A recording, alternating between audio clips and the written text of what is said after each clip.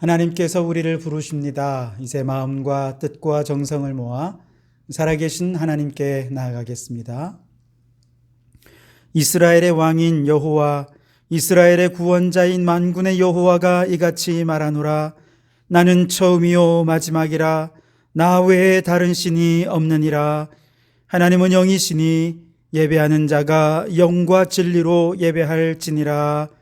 아멘. 지난 한 주간도 변함없는 사랑으로 저희의 삶을 채우시고 인도해 주신 하나님 감사합니다. 주님의 날을 기억하고 예배하는 백성들에게 이 시간 복을 내려 주옵소서. 빛 되신 주님 앞으로 나아갈 때 마음 상한 자, 죄악에 물든 자, 두려움에 떠는 자가 예수 복음으로 회복되고 치유되게 하시고, 구원의 감격으로 예배할 때 주님만 영광을 받아 주시옵소서. 예수님 이름으로 기원하옵나이다. 아멘. 찬송가 10장을 함께 찬송하시겠습니다. 10장 찬송입니다. 전능왕 오셔서 주 이름 찬송케 하옵소서. 영광과 권능의 성부여 오셔서 우리를 다스려 주옵소서. 강생한 성자여 오셔서 기도를 들으소서. 택하신 백성들 복 내려주시고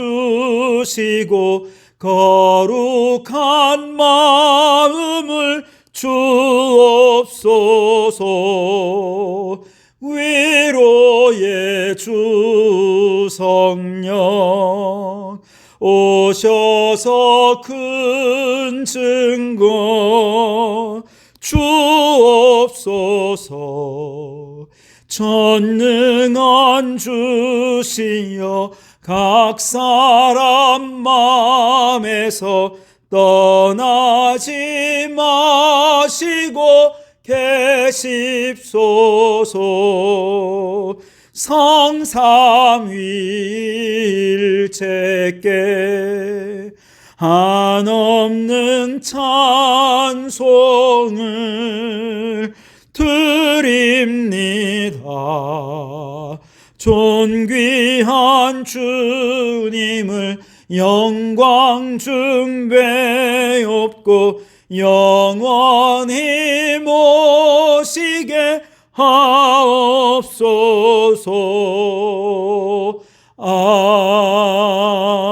아멘. 성시교독은 교독문 71번 이사야 55장을 교독하겠습니다. 오호라, 너희 모든 목마른 자들아 물로 나오라. 돈 없는 자도 오라. 너희는 와서 사 먹되 돈 없이 값 없이 와서 포도주와 젖을 사라. 너희가 어찌하여 양식이 아닌 것을 위하여 은을 달아주며 배부르게 하지 못할 것을 위하여 수고하느냐.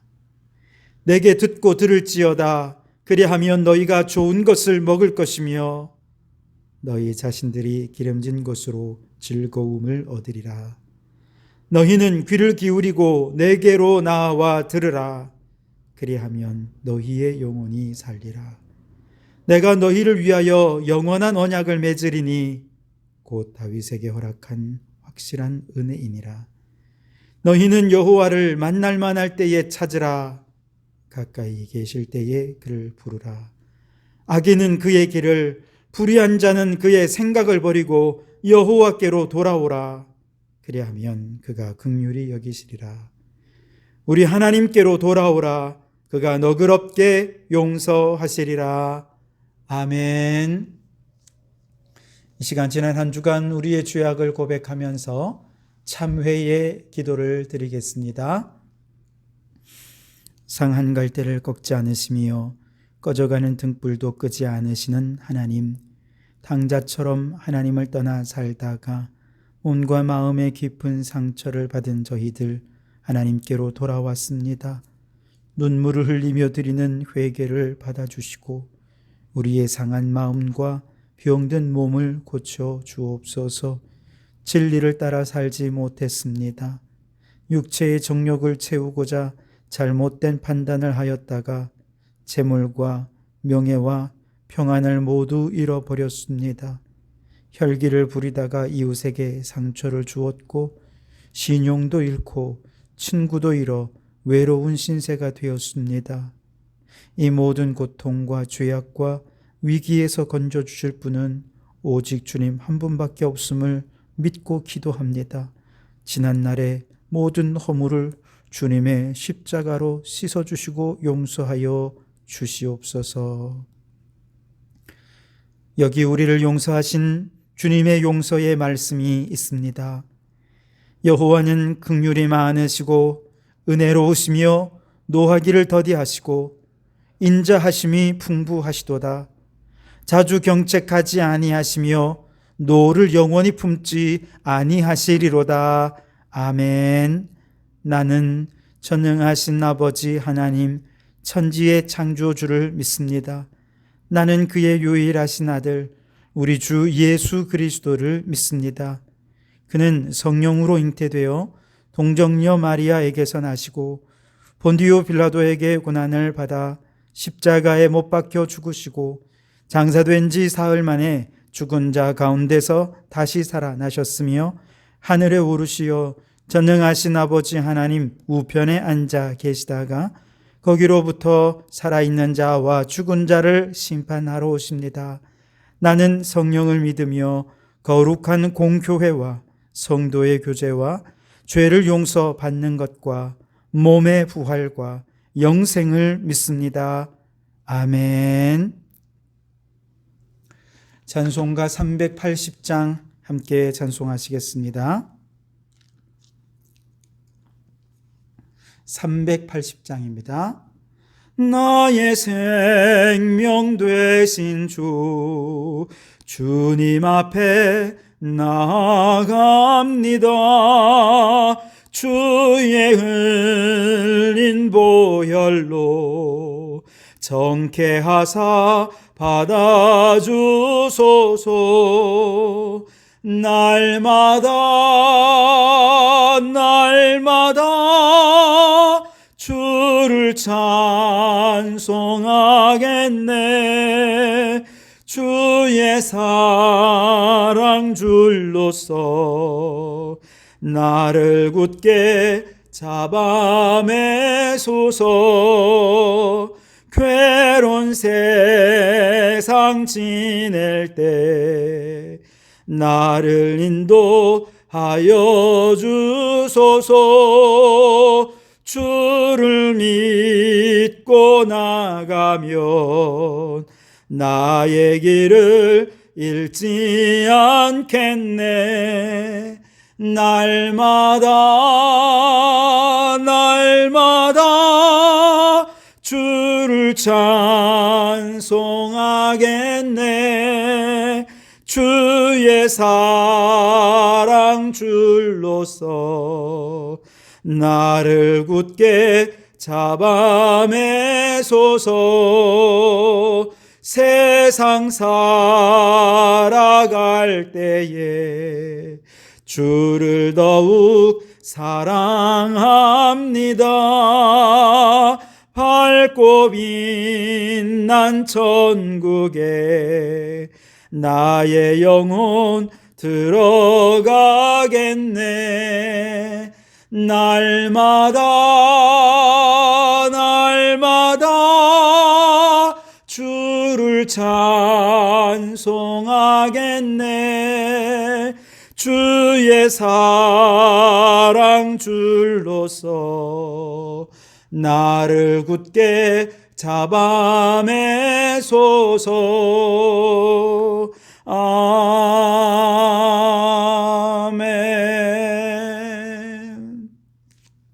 이 시간 우리 함께 마음을 모아 통성으로 주님 앞에 공동기도문으로 함께 기도하도록 하겠습니다. 주님 한번 부르짖어 기도합니다. 주여,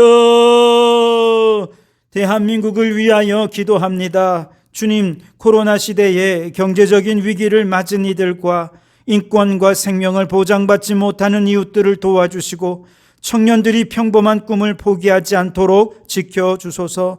대한민국이 하나님을 두려워하며 성경적 가치를 존중함으로 하나님께 복을 받고 세계 모든 민족 위에 뛰어난 민족으로 우뚝 세워지게 하소서. 한국교회를 위하여 기도합니다. 주님, 한국교회와 성도들이 진리의 말씀을 옳게 분별하여 말씀 충만, 성령 충만한 공동체가 되게 하소서. 복음의 진리를 증거하며 또한 증거한 대로 복음에 합당한 삶을 살아내어 하나님과 사람들 앞에서 부끄러울 것이 없는 일꾼으로 인정받는 한국교회가 되게 하소서. 성도교회를 위하여 기도합니다. 주님, 우리 모든 성도들에게 예배 회복, 말씀 회복, 기도 회복으로 영적 부흥의 역사가 일어나게 하소서. 하반기에는 모든 기관과 부서가 활성화되어 교회의 활력을 되찾게 하시고 작은 도서관을 통해 지역사회를 섬기는 사명을 감당하게 하소서. 성도들을 위하여 기도합니다. 주님, 결실의 계절입니다. 꿈꾸고 계획하던 일들이 하나 둘 열매로 나타나게 하시고 하나님의 인도하심을 따라 형통한 축복을 누리게 하소서. 새 학기를 맞은 학생들이 부지런함과 성실함으로 실력과 믿음이 향상되게 하시고 코로나가 침투하지 않도록 건강을 지켜 주시옵소서.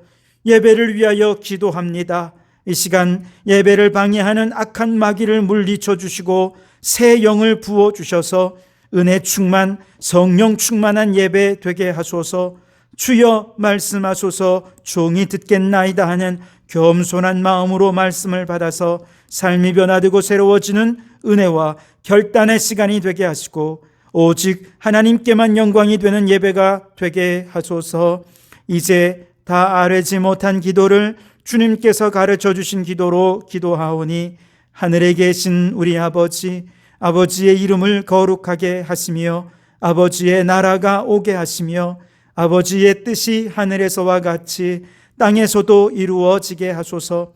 오늘 우리에게 일용할 양식을 주시고 우리가 우리에게 잘못한 사람을 용서하여 준 것 같이 우리 죄를 용서하여 주시고 우리를 시험에 빠지지 않게 하시고 악에서 구하소서. 나라와 권능과 영광이 영원히 아버지의 것입니다. 아멘. 오늘 우리에게 주시는 하나님의 말씀은 이사야서 53장 1절에서 12절까지 말씀입니다. 구약성경 이사야서 53장 1절에서 마지막 절까지의 말씀입니다. 제가 봉독해 드리겠습니다. 우리가 전한 것을 누가 믿었느냐? 여호와의 팔이 누구에게 나타났느냐? 그는 주 앞에서 자라나기를 연한 순 같고 마른 땅에서 나온 뿌리 같아서 고운 모양도 없고 풍채도 없은즉 우리가 보기에 흠모할 만한 아름다운 것이 없도다. 그는 멸시를 받아 사람들에게 버림받았으며 간고를 많이 겪었으며 질고를 아는 자라. 마치 사람들이 그에게서 얼굴을 가리는 것 같이 멸시를 당하였고 우리도 그를 귀히 여기지 아니하였도다.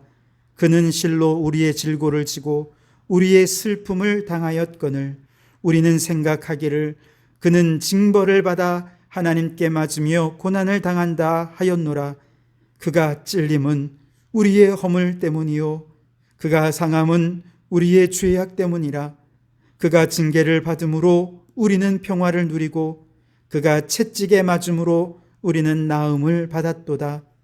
우리는 다 양 같아서 그릇 행하여 각기 제 길로 갔거늘 여호와께서는 우리 모두의 죄악을 그에게 담당시키셨도다.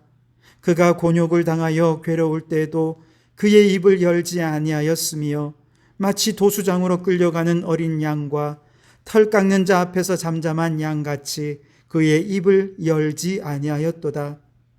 그는 곤욕과 신문을 당하고 끌려갔으나 그 세대 중에 누가 생각하기를 그가 살아있는 자들의 땅에서 끊어짐은 마땅히 형벌받을 내 백성의 허물 때문이라 하였으리요. 그는 강포를 행하지 아니하였고 그의 입에 거짓이 없었으나 그의 무덤이 악인들과 함께 있었으며 그가 죽은 후에 부자와 함께 있었도다. 여호와께서 그에게 상함을 받게 하시기를 원하사 질고를 당하게 하셨은즉 그의 영혼을 속건제물로 드리기에 이르면 그가 씨를 보게 되며 그의 날은 길 것이요 또 그의 손으로 여호와께서 기뻐하시는 뜻을 성취하리로다. 그가 자기 영혼에 수고한 것을 보고 만족하게 여길 것이라. 나의 의로운 종이 자기 지식으로 많은 사람을 의롭게 하며 또 그들의 죄악을 친히 담당하리로다.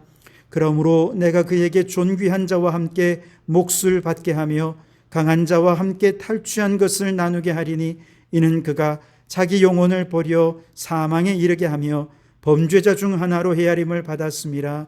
그러나 그가 많은 사람의 죄를 담당하며 범죄자를 위하여 기도하였느니라. 아멘. 오늘은 이 말씀을 중심으로 선지자 구원의 길을 안내하는 표지판이라는 제목으로 말씀을 나누도록 하겠습니다. 요즘은 길을 갈 때 내비게이션의 안내를 받아서 가면 낯선 길도 무난히 목적지까지 잘 도착할 수 있어서 참 좋지요. 그러나 아무리 좋은 내비게이션이 있다 해도 중간중간에 현재의 위치와 또 앞으로 갈 방향을 나타내주는 표지판, 이정표가 없으면 길을 찾기 쉽지 않습니다. 하나님께서는 이스라엘 왕조 500년 동안 왕들을 위해 다윗의 길로 안내하는 내비게이션인 성경 말씀, 율법책을 그들에게 주셔서 바른 길을 가도록 하셨죠. 그러나 내비게이션인 하나님의 말씀을 아무리 곁에 두더라도 그들이 그걸 보지를 않는 것입니다. 심지어 잃어버렸는데 찾지도 않았어요.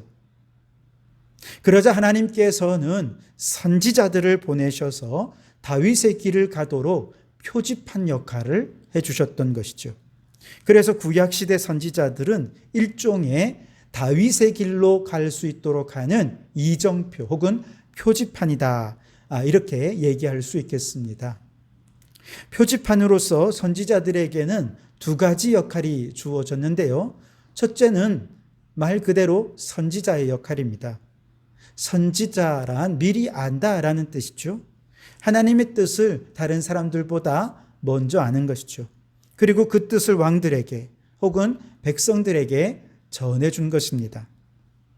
권력의 힘에 도취되어서 하나님을 왕으로 모시기보다 자신이 진짜 왕인 것처럼 행세하면서 여로보암의 길로 나아가는 왕들을 향해 지금 그들이 무엇이 잘못되어 있는지 깨우쳐주고 어떻게 해야 다윗의 길로 들어갈 수 있는지 알려주는 표지판 역할, 이것이 선지자의 역할인 것이죠. 두 번째로 선지자의 역할은 예언자의 역할을 겸해서 했습니다. 선지자들 중에는 보다 거시적이고 미래적인 하나님의 구원의 계획을 예언하는 예언자가 되어서 왕과 백성들을 구원의 길로 안내하는 표지판 역할을 했던 것이죠. 구약시대의 선지자로서 선지자의 역할을 감당했던 사람들은 예를 들면 우리가 잘 아는 엘리야나 엘리사 같은 경우는 북이스라엘의 가장 악한 왕인 아합 왕 시대에 다윗의 길로 안내하는 선지자의 역할을 감당했습니다. 남유다 시대에 남유다가 멸망할 때 하나님의 뜻을 알지 못해 바벨론과 맞서 싸우려 하는 사람들에게 예레미야가 하나님의 뜻을 먼저 알고 바벨론과 싸우지 말고 화합해서 포로가 되고 그리고 포로 이후에 하나님의 회복을 기대하도록 말씀해 주셨죠. 그러면서 선지자, 표지판 역할을 했던 것입니다. 다니엘과 에스겔은 바벨론의 포로로 끌려간 이후에 포로 생활하는 이스라엘 백성들에게 포로 이후에 하나님의 회복과 그 회복의 방향이 어떠해야 할 것인지를 알려주는 표지판 역할을 했던 것이죠. 이들은 한결같이 여로보암의 길로 가는 왕들 때문에 정말 생명의 위협을 겪는 큰 어려움을 당하면서도 하나님의 뜻을 굽힘없이 전했던 선지자들이었습니다. 구약시대에 장차 오실 메시아, 구원자에 대해 예언하고 또 종말과 새하늘 새 땅에 대한 예언을 남긴 예언자가 있는데요. 그 대표적인 예언자가 주전 8세기에 북이스라엘에 예언했던 미가 선지자, 그리고 똑같은 시기에 남유다에서 예언을 했던 이사야 선지자가 아주 유명합니다. 미가 선지자는 장차 이스라엘을 다스릴 메시아가 대도시나 왕궁에서 나는 것이 아니라 베들레헴이라는 아주 작은 동네에서 날 것을 예언했습니다. 이사야 선지자는 그 메시아가 오실 길을 광야에서 외치는 자의 소리가 준비하고 그 준비의 끝에서 오시는 메시아가 처녀의 몸에서 아기의 모습으로 탄생하실 것이고 위대한 영웅의 모습이 아니라 고난받는 종의 모습으로 죽으실 것이고 그리고 이후에 구원받은 자들을 통해 하나님께서 이루게 해주실 새하늘과 새 땅의 모습에는 사막에서 꽃이 피고 강물이 흐르며 사자의 육식성과 공격성이 사라지고 독사의 독이 사라지며 온 땅이 화해와 평화의 땅이 될 것이다. 그렇게 예언을 했습니다. 이처럼 이사야 선지자의 메시아 예언은 700년 후에 예수께서 처녀의 몸에 탄생하시면서 예언대로 이루어졌고 예수님께서 십자가에서 못 박혀 죽으시고 고난당하심으로 예언대로 성취되었습니다. 이러한 구약의 선지자들의 수많은 예언들은 대부분 성취되었고 이제 한 가지 종말에 관련된 예언만 남아있을 뿐입니다. 이사야 선지자의 메시아 예언 가운데 오늘 우리가 읽은 본문은 고난의 종 메시아에 대한 이사야 선지자의 예언의 핵심적인 내용입니다. 오늘 내용으로 조금만 들어가 보면 예언은 아주 단순합니다. 가장 첫 번째, 내용 전체를 좀 아울러서 몇 가지로 정리해 보면 첫 번째는 우리는 다 양 같아서 그릇 행하여 각기 죄의 길로 가는 죄인들이라는 것입니다. 둘째는 그런 죄인된 우리들을 위해 하나님께서 우리의 죄를 담당시킬 자를 우리에게 보내어 주신다 말씀하셨습니다. 셋째로 그런데 우리의 구원자, 우리의 죄를 담당할 메시아는 영웅신화처럼 신비한 모습으로 오시는 것이 아니고 연한 수은 같고 마른 땅에서 나온 뿌리같이 정말로 연약한 모습으로 오실 것입니다. 그리고 영웅적인 모습으로 죄인들을 구원하시는 것이 아니라 우리의 질고를 지고 우리의 슬픔을 대신 당하시고 우리의 허물과 죄악 때문에 그분이 찔리시고 상하시고 채찍에 맞으심으로 겉으로 볼 때는 범죄자 중에 하나로 취급받으시면서 우리의 죄악을 다 담당하실 것이라 예언되어 있습니다. 그리고 마지막으로 그렇게 된 결과 우리는 어떻게 되느냐? 우리는 의롭게 되고 존귀한 자가 되고 강한 자로 높여질게 될 것이다 하는 것이 오늘 이사야 53장 전체의 예언의 내용입니다. 한마디로 이 내용을 가리켜서 고난의 종 메시아다 이렇게 얘기할 수 있습니다. 여러분, 이사야의 이 말씀 속의 예언 속에서 이 예언된 연한 순 같고 마른 땅에서 나온 뿌리 같은 이 사람 누구입니까? 바로 예수 그리스도이십니다. 어떤 학자가 이사야 53장의 말씀을 읽으면서 이 이사야 선지자가 마치 700년 후에 골고다 언덕에서 예수님이 고난당하시는 바로 그 현장을 생생히 보면서 기록한 것 같다라고 말할 정도로 이사야 예언은 너무도 정확하게 700년 후 예수 그리스도 안에서 그대로 성취가 되었습니다. 그러나 유대인들은요, 이사야 53장의 말씀을 읽지 않습니다. 메시아가 고난당하시고 메시아가 죽으신다? 이거는 말도 안 되는 얘기라는 것입니다. 분명히 유대인들의 성경에도 이사야서 53장이 있어요. 그런데 이 성경을 아예 읽지를 않습니다. 외면해버린 것이죠. 유대인들뿐만 아니라 무신론자들도 이사야서 53장의 메시아 예언은 이성적이지도 않고 합리적이지도 않고, 게다가 예수가 이 메시아라는 사실은 불충분하다, 증거가 없다, 그래서 사실이 아니고 거짓이다, 이렇게 주장하는 사람들이 있습니다. 그 대표적인 사람이 시카고 트리뷴의 신문사의 유명한 기자인 리 스트로벨이라는 사람이었습니다. 그는 철저한 무신론자였습니다. 모든 일을 사실과 증거에 근거해서 기사를 쓰고, 그런 그의 기사는 많은 사람들에게 신뢰를 주어서 그는 상도 받고 승진도 했습니다. 그런데 어느 날 딸과 아내와 함께 식당에 가서 식사하던 중에 그만 딸이 음식이 목에 걸려서 죽을 뻔한 일이 생깁니다. 그때 마침 그 자리에 간호사가 한 분이 계셨는데, 이분이 달려와서 아이의 목에 걸린 음식물을 토해내도록 도와주면서 이 아이가 겨우겨우 생명을 건지게 된 것이죠. 얼마나 감사했겠습니까? 부부가 이 간호사의 손을 꼭 붙잡고 감사를 표시하고 있을 때 그녀가 이런 얘기를 해요.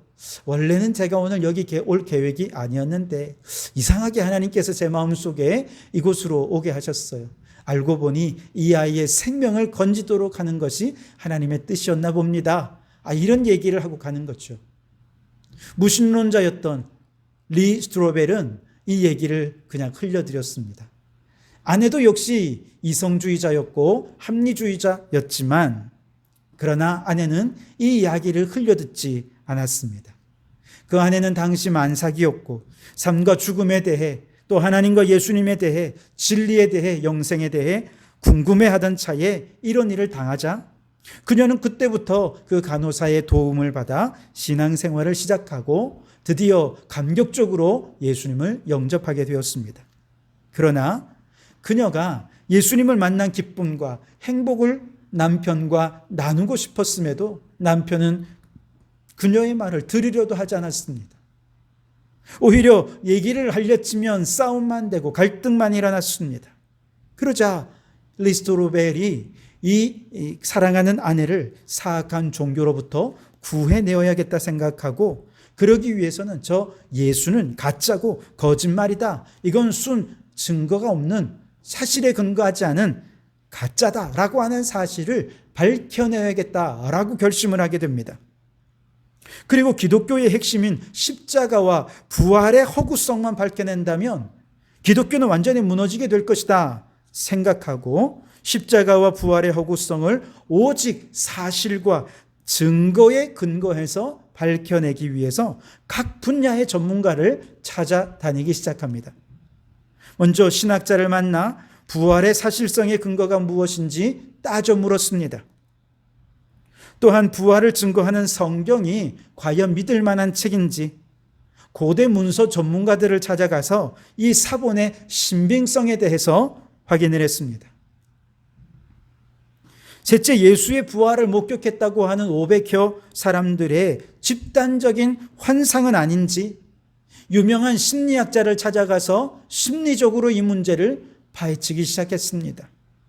넷째로, 예수가 십자가에서 혹시 잠시 기절했다가 깨어난 것은 아니냐, 의학적으로 예수의 죽음이 확실한지 의사를 찾아가 캐물었습니다.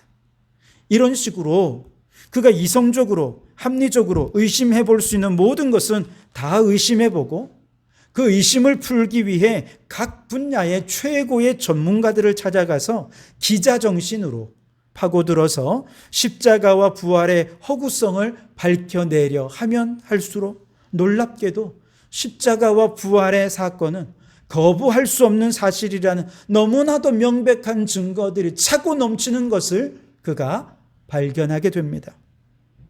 결국 그는 아내 앞에서 눈물을 흘리며 고백합니다. 내가 당신을 사악한 종교 집단에서 빼내기 위해 모든 증거를 수집했지만 예수님이 하나님의 아들이시고 메시아라는 사실을 믿지 않을 수 없는 무수히 많은 증거와 사실로 인해 나도 예수님을 믿게 되었소라고 그 자리에 무릎을 꿇고 기도하며 그도 아내의 도움을 받아 예수님을 영접하게 되었습니다. 그가 연구했던 모든 연구의 결과를 모아 그는 예수는 역사다라는 책을 썼고 그의 이야기가 영화로까지 만들어지게 되었습니다. 여러분, 고난받으시는 메시아의 예언이 허구일까요? 비이성적이고 신화적이고 거짓이고 가짜이겠습니까? 결코 그렇지 않습니다. 2000년 전 유대 땅 예수가 하나님의 아들로서 십자가에서 죽으시고 부활하셔서 우리의 구원자 메시아가 되신다는 이 사실처럼 확실한 메시아의 예언의 성취는 그 어디에도 찾아볼 수 없고 이처럼 확실하고 분명하고 수많은 증거로 차고 넘치는 사건은 그 어디에도 없을 정도로 너무나도 확실하다는 것이죠. 여러분, 그렇습니다. 우리 예수님이 십자가에서 죽으시고 부활하신 우리의 구원자라는 사실, 이사야 53장의 말씀이 예수 그리스도로 말미암아 온전히 성취되었고 누구든지 예수님을 믿기만 하면 구원받아 천국 간다는 이 사실은 너무나도 분명해서 믿지 않을 수가 없는 것입니다. 그러므로 여러분, 십자가의 예수님을 믿으십시오. 우리 예수님은 멸시를 받아 사람들에게 버림을 받으셨다 말씀하십니다. 그래서 거절당하고 이 세상에서 왕따당한 사람들의 마음을 우리 주님은 누구보다도 잘 알고 계십니다. 영업직으로 일하시는 분들은 영업하러 갔을 때 무수히 많은 거절을 당하고 물건은 하나도 팔지 못하고 온갖 모욕과 수치를 당할 때가 있지 않습니까? 그 거절의 아픔, 그 상처 우리 주님은 다 아신다는 것입니다. 친구들 사이에서 왕따당하고 누구도 나의 친구가 되려 하지 않을 때 주님은 그 마음을 아시고 우리에게 다가오셔서 우리의 친구가 되어주십니다. 오늘 말씀에 그 예수님은 간고를 많이 겪었으며 질고를 아시는 분이라고 말씀을 합니다. 간고란 가난하고 고생스럽다는 뜻입니다. 가난 때문에 고생하며 힘겨워하는 분들의 마음을 우리 주님은 누구보다도 잘 아신다는 거예요. 매달 월급이 통장에 찍혔다가 곧바로 카드값으로 이 빚 갚고 저 빚 갚느라고 다 들어가고 또 이번 달 생활은 빚내서 생활해야 되는, 그래서 아이들 학원비도 제때 못 내고 그렇게 아이들이 좋아하는 피자도 치킨도 제대로 사주지 못해 늘 마음 아파하는 분들 계시지 않습니까? 여러분, 우리 주님은 우리의 간고를 너무 잘 알고 계십니다. 또한 우리 주님은 질고를 아십니다. 질고는 질병으로 인한 고통이지요. 너무너무 아프고 질병으로 인해 고통스러워서 하루하루 사는 게 사람 사는 것 같지 않고 너무 낙심되고 절망되어서 왜 예수님은 나의 아픔을 알아주시지 않는가? 여러분, 그렇게 생각하지 않으십니까? 그런데 여러분, 예수님은 다 아십니다. 나보다 더 큰 고통을 겪으셨기에 우리 주님은 얼마든지 우리의 간고와 질고 속에 있는 우리를 위로하실 수 있는 분이십니다. 더 놀라운 사실은 예수님이 십자가를 지시고 고난당하신 것이 오늘 나와는 너무나도 밀접한 관계가 있다는 사실입니다. 오늘 5절 말씀에 그가 찔림은 우리의 허물 때문이라 말씀하십니다. 우리 주님께서 그 머리에 가시면류관으로 찔림을 당하시고 대못으로 손과 발에 못 박히심을 당하시고 창으로 옆구리에 찔림을 당하셨을 때 그것은 하나님을 떠나 각기 제 길로 제 멋대로 살아가던 우리의 허물 때문에 고난당하신 것이라는 거예요.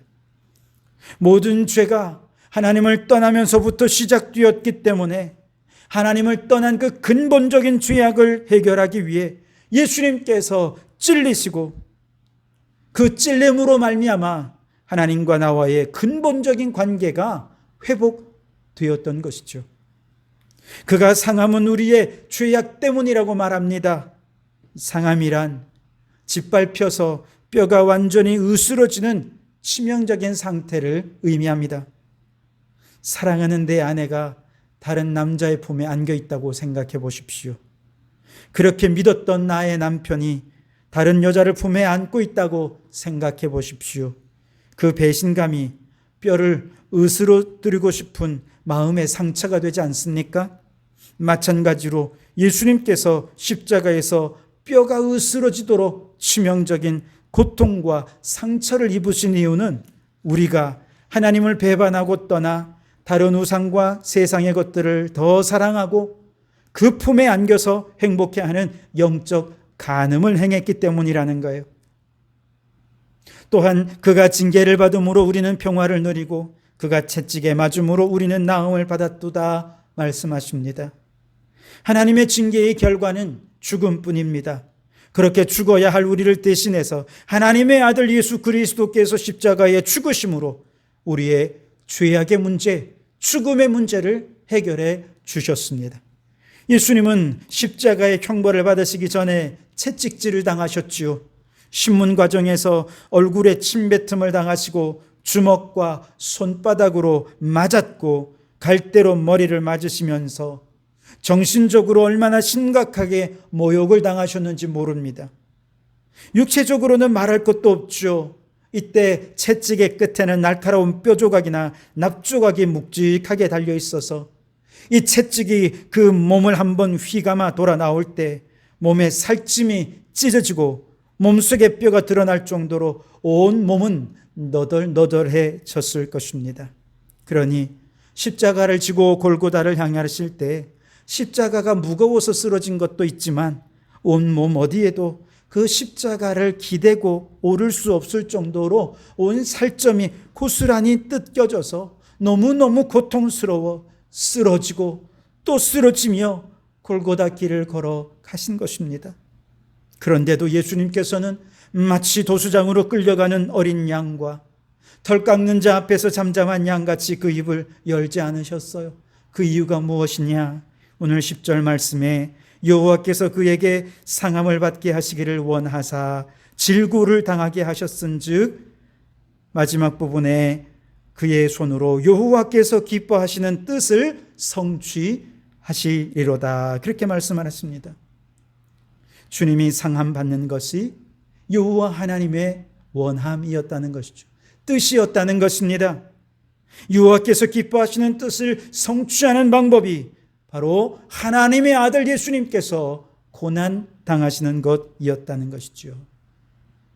여러분, 이사야 53장 표지판을 따라가면 예수님의 십자가 고난이 나와 나의 모든 죄를 사하시는 위대한 하나님의 뜻을 성취한 사건이었다는 사실을 우리는 깨닫지 않을 수가 없습니다.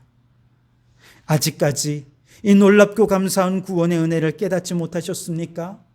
이사야 53장의 예언의 말씀을 표지판으로 삼고 이 말씀이 가리키는 곳을 따라 계속해서 말씀 여행을 해보십시오. 그러면 예수님이 하나님의 아들이시고 나의 구원자이시고 내 죄가 예수로 인해 사함받았다는 사실이 깨달아지고 믿어져서 구원의 은혜와 감격으로 감사 찬송하는 축복을 누릴 수 있게 되어질 줄 믿습니다. 한 걸음 더 나아가 하나님께서는 예수님을 믿고 구원받은 모든 성도들을 향해 오늘 이 시대의 선지자가 되어 표지판 역할을 감당할 것을 원하십니다. 그래서 첫째는 선지자로서 불의와 죄악 가운데 살아가며 여로보암의 길을 걸어가는 수많은 사람들에게 하나님의 공의와 하나님의 정의를 외치면서 다윗의 길로 돌이키도록 안내하는 표지판 역할을 감당하는 이 시대의 선지자가 되라 말씀하십니다. 둘째는 예언자로서 이 세상에서 하나님의 구원의 계획을 깨닫지 못해 십자가와 부활과 아무 상관없이 살아가는 수많은 불신자들에게 이 십자가와 부활의 복음을 전해주면서 저 천국 영생을 향해 인생의 방향을 전환하도록 하는 표지판 역할을 하기를 원하시는 거예요. 어떤 분들은 예수님을 믿고 구원받고 은혜 받는 거 너무 좋은데 예수 믿고 은혜 받으면 자꾸 사명을 감당하라 하고 하나님의 자녀답게 복음에 합당한 삶으로 변화되라고 요구하니 너무 부담스럽다 생각하고 그렇게 부담스러워 하시는 분들이 있습니다. 그러나 여러분, 변화되려고 노력하지 마십시오. 예수님의 십자가 부활로 구원의 은혜가 넘치고 내 안에 믿어지고 깨달아지고 그래서 그것이 감격이 되면 자연스럽게 그 표지판은 그 다음 단계로 우리를 안내하는데 내 주 예수 주신 은혜가 이토록 한이 없는데 내가 주님께 드린 것 너무 없으니 어떻게 해야 하나? 그런 마음을 들게 할 것입니다. 그렇게 하나님께서 우리의 마음과 의지를 자극하시면 나도 모르게 예배의 자리에 나올 수밖에 없게 될 거예요. 주님 날 위해 생명 주셨는데 나 주님을 위해 무엇을 드릴까? 그런 마음을 성령님께서 주시면 천국 영생의 소망을 증거하는 복음 전파의 삶으로 변화된 삶을 살게 될 것입니다. 그러니 여러분, 선지자의 사명을 받아라. 이것이 주님의 소원이다 라고 이야기할 때 그렇게 되기 위해 나의 의지로 변화되기 위해 애쓰지 마십시오. 오히려 여러분이 더 힘쓸 것은 먼저 십자가와 부활의 은혜와 감격을 회복하는 것입니다. 성경의 선지자들의 표지판을 따라 한 걸음 한 걸음 순종하며 가다 보면 나도 모르게 예배의 자리에 앉아 있고 나도 모르게 새벽 기도를 드리고 있고 나도 모르게 예수님을 자랑하고 있게 될 것입니다. 그러므로 우리 성도 여러분, 오늘 이 시대의 선지자로 부르시는 하나님의 부르심에 순종하십시오. 선지자로서 다윗의 길로 안내하는 표지판이 되시고 예언자로서 천국 영생의 구원의 길을 안내하는 표지판으로 살아가십시오. 그러나 내 의지대로가 아니라 오직 성령님께서 깨닫게 하시고 감동 주시는 성령의 은혜로 그렇게 변화되는 여러분 되시기를 주님의 이름으로 축원합니다. 기도하시겠습니다.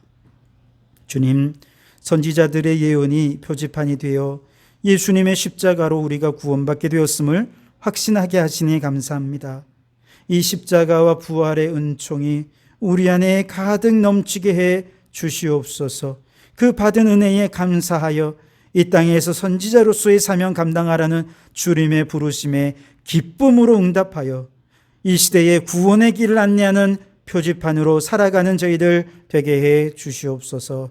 예수님 이름으로 기도하옵나이다. 아멘. 찬송가 317장 1절과 5절 찬송하시면서 준비한 예물을 드리시겠습니다. 1절과 5절입니다. 찬송합니다. 내 주 예수 주신 은혜 한없건마 내 주 앞에 이 적은 것 나들이니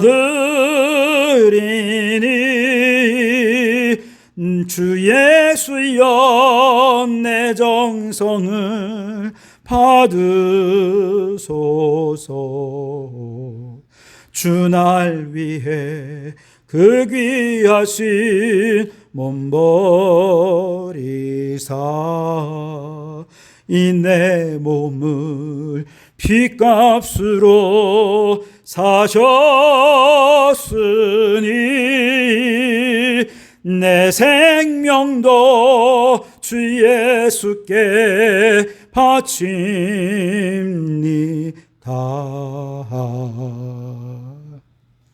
기도하시겠습니다. 주님, 오늘도 주님 전에 나올 때 빈손으로 나오지 않고 귀한 예물 가지고 나오게 하시니 감사합니다.